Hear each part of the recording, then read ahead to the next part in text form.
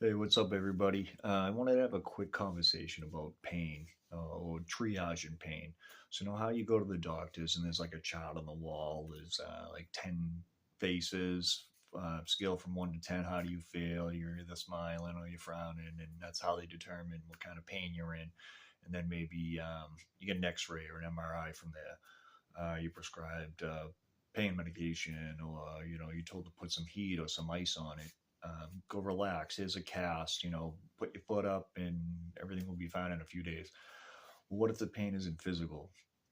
What if it's mental? And you go to the doctors, and you're in just as much physical pain too, because that's how it manifests. The brain doesn't realize where the pain's coming from. There's just a section of your brain that recognizes pain, and if it's extreme enough, you're gonna feel it everywhere. I know I did.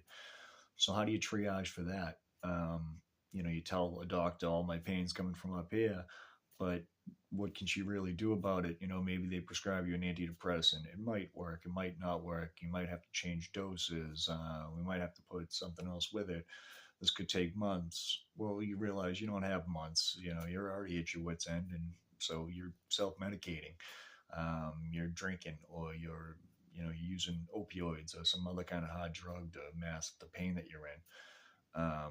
So it would be nice to see some kind of infrastructure in place to maybe help determine, what kind of care somebody like that might need, or even more beneficial is having the conversation with people that are young, our youth, and explaining to them how it's important to cope with life changing situations and not just bottle everything up. And these things do have consequences, and eventually it may catch up with you. And if that's the case, you could be in a lot of trouble.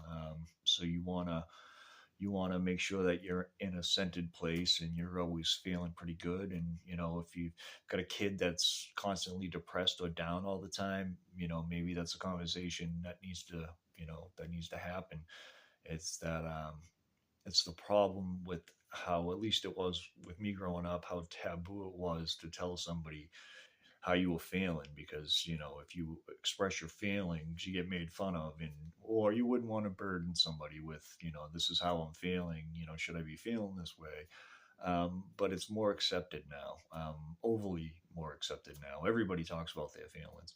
So, especially if they're significant, it's good to listen, especially if they're significant enough to make you feel a certain way.